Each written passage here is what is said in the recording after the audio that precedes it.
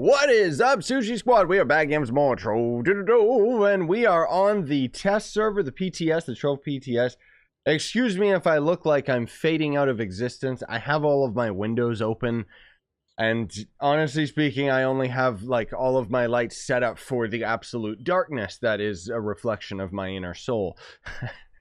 I'm kidding. Oh, and before I forget, gamers, I gotta let you know, because I didn't let you know about this last time, that if you're new to Trove, you can use that sign up link down in the description, and then anything you end up buying out of the cash shop, I'll make a percentage of that sale. It's an awesome way you can support me. That's a new pack.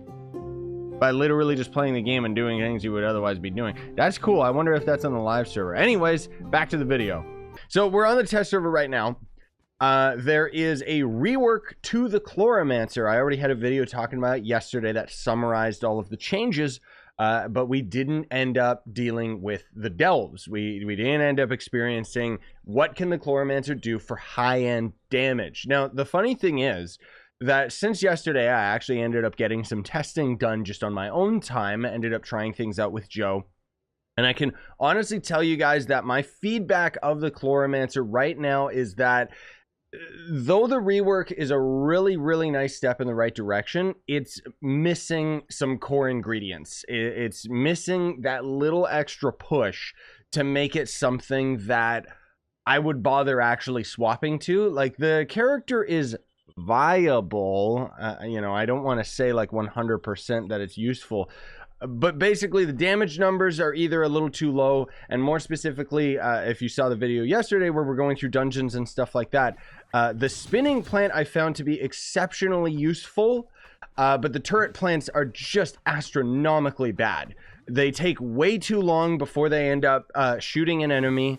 And when they do shoot an enemy, they'll usually shoot and kill one enemy, and then they just keep shooting in the direction even though the enemy is dead. They won't actually retarget anything else. Now, apparently one of the devs said that that's on purpose, that it's only supposed to shoot once as a quick burst and then it goes away. But the interesting thing is that if we end up popping our ult and throwing our turret down, this turret will actually shoot multiple targets before it expires, because your ultimate ability doesn't really mention it, but it does actually keep your plants alive a lot longer on top of just giving them a damage boost. So I feel like they either need to change that description or just fix that or whatever. Personally, as far as my feedback is concerned, I think that one of the key problems that is going on with Chloromancer right now, and what keeps it from being fun, because these changes, though really good as far as the power of the character, they're not really as fun. That's kind of the biggest thing that I'm finding myself. I mean, you guys might disagree, and if you do, you know, let me know in the comments, just because I like hearing feedback from you guys in your own testing.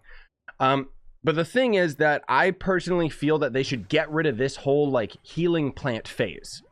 I think that I should just throw it down and it's fully grown, because we've got cooldown that we're dealing with throwing down our plants anyways. There's no reason to end up having this health bar, because then if they ended up removing it, it means that we could just start damaging enemies immediately. Because I found that the more dungeons that I ended up doing off camera, I actually found that I would usually, while I put down a plant and I'm shooting through the plant, whatever enemy I was shooting at would more than likely be dead before I even had my plant fully grown.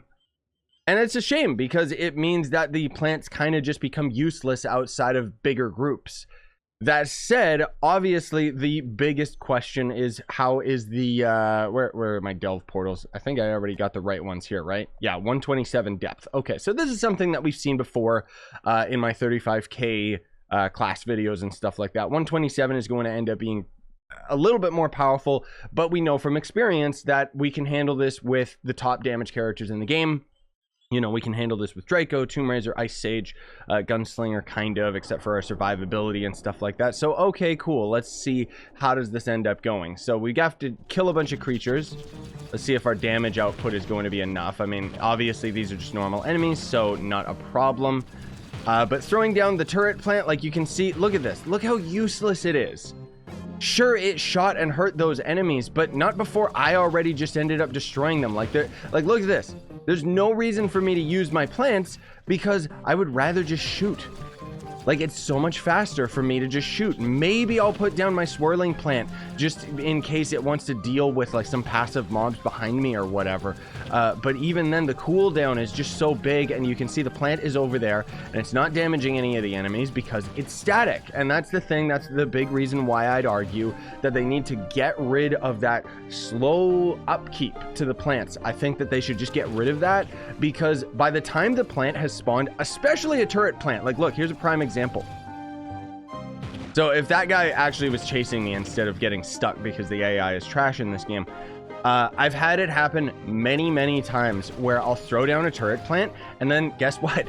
The enemies follow me into the next room, and then my turret can't hit them, because by the time it's grown and by the time its really bad AI kicks in, all of the enemies are usually already dead or have completely walked out of line of sight. That was actually well, that seemed to be a lot better than what was happening before, so I don't know. I mean, that said, like, you gotta take all of my criticisms with a grain of salt, and even I know that I might be sounding a little bit harsh on the whole situation, because they can make changes. They can end up changing the character. This is still just the test server, so there is still a big window for opportunity, and I'm not necessarily saying that my idea for the changes is the best idea. Like, I'm not saying that, oh, if they remove the health of the plants so that they would just instantly spawn, that'd be a quick band-aid fix and it's the best idea ever. No, that's just what I came up with in like 2 seconds. You know, there's probably a more elegant solution to it, but I'm just speaking in terms of experience with Trove, where the thing with Trove is that there's 2 different ways that you can end up building a character in a game, and there's 2 different ways that the developers can end up working on a class. That is Delves, which is what they seem to be working on, and then the fun part of the game that everybody experiences, which is going through dungeons.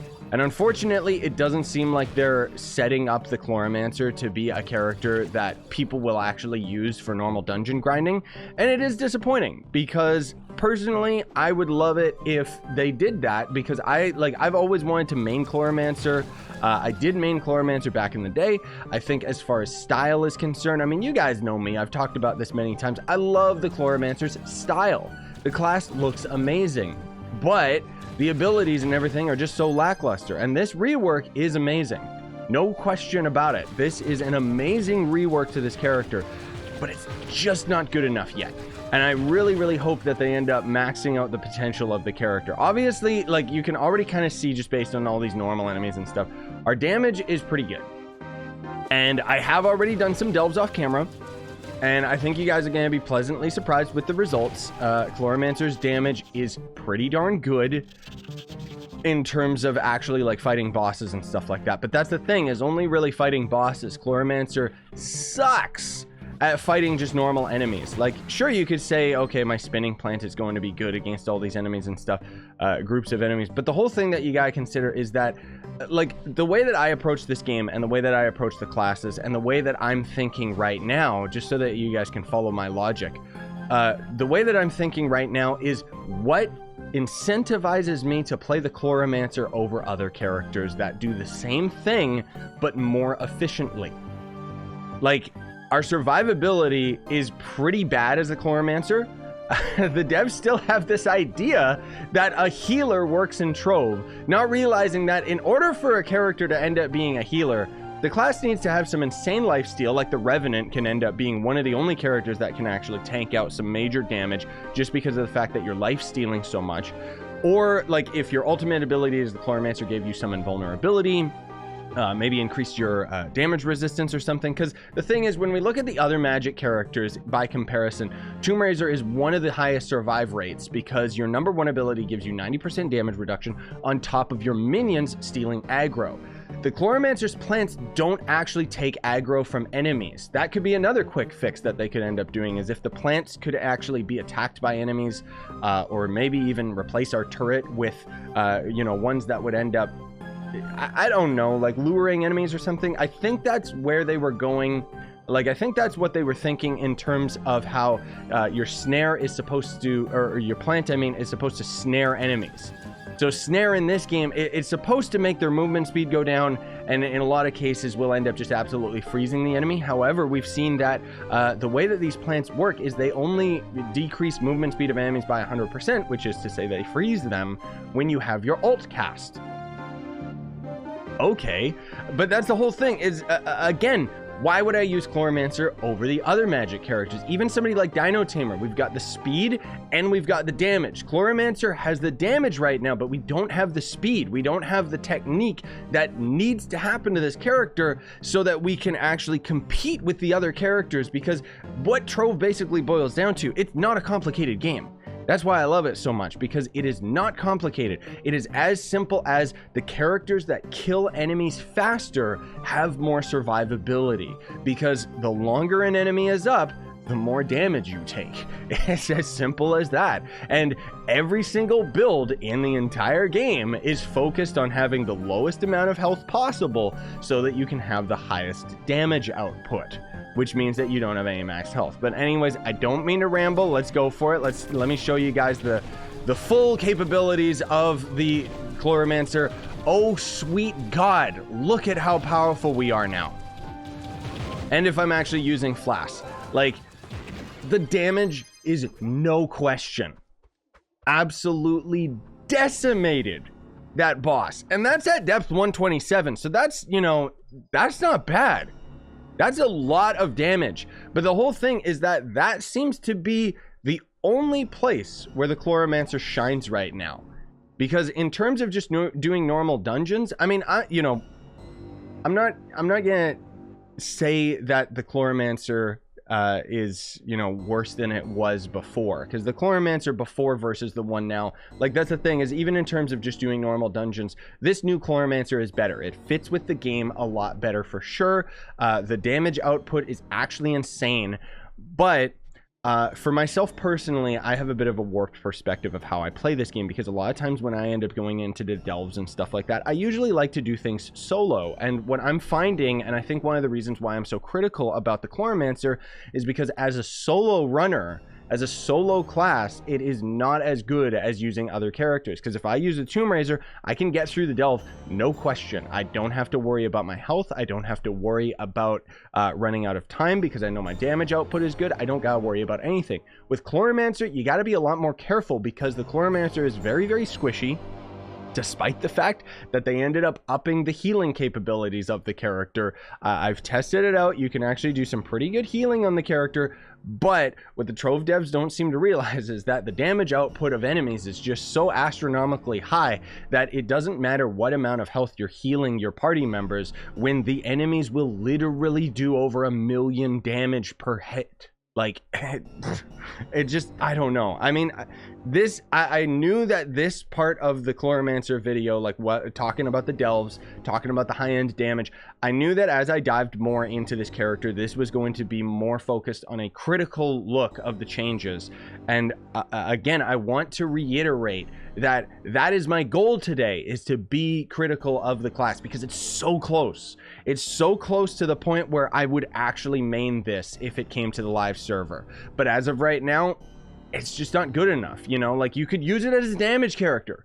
For sure, you could definitely use it as a damage character, and if you're playing with a group of people and playing with a class that can actually take all of the enemies on and tank them, then it would actually be really, really viable to have one Chloromancer in your group, if not many, just to end up outputting crazy amounts of damage to the bosses. And I mean, the fact that I'm a solo player means that I haven't even gotten to experience what a Chloromancer, you know, rework is versus a Leviathan, for example, because that's the thing, is the only way that we can even test the character and see the sheer amount of damage output that the Chloromancer is doing now is we have to be fighting some of the strongest enemies in the entire game, which arguably aren't supposed to be soloed. You aren't supposed to be able to solo a U10 Leviathan. Maybe I would be able to solo a U9 Leviathan. That could be pretty cool. But I don't know. I don't know if the damage output would be worthwhile. I mean, maybe I could search for some Leviathans and do that in another video just to try out and see, like, okay, what is the full capability of this character? Because I feel like we've only just scratched the surface. And again, I want to say the damage output, beautiful. It absolutely beautiful. But as far as the majority of the game, Because here's the thing is the devs also, like, I'm sorry to say this, but the devs have a warped perspective thinking that the majority of players spend their times in the delves, but they do not. The majority of people hate the delves. Sorry, it's true. If you like the delves, you're the odd one out. And there's nothing wrong with liking the delves. I'm just saying that the majority of the characters, you know, that we play in the game, the majority of the classes that everybody moves towards, the popular classes, let's say, are the ones that can end up handling dungeons very well and actually speed farming, which is the actual end game. Because all the delves really offers is a couple select resources that, I mean, you just can't get them anywhere else. That's the only reason people do delves in the first place. But anyways, I don't mean to turn this into a, oh, everybody hates the delves video or anything like that. I'm just saying that I'm really, really happy with the changes to Chloromancer. I'm happy that Chloromancer is getting some love. But I do want to see some minor tweaks to end up making it a little bit more viable for speed farming. I want to actually be able to use this class at the end game.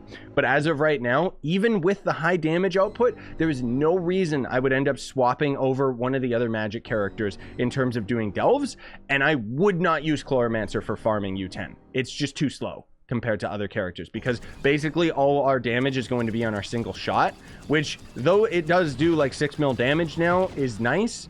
Why would I use that over any other character that is way faster at going between dungeons and also does more damage?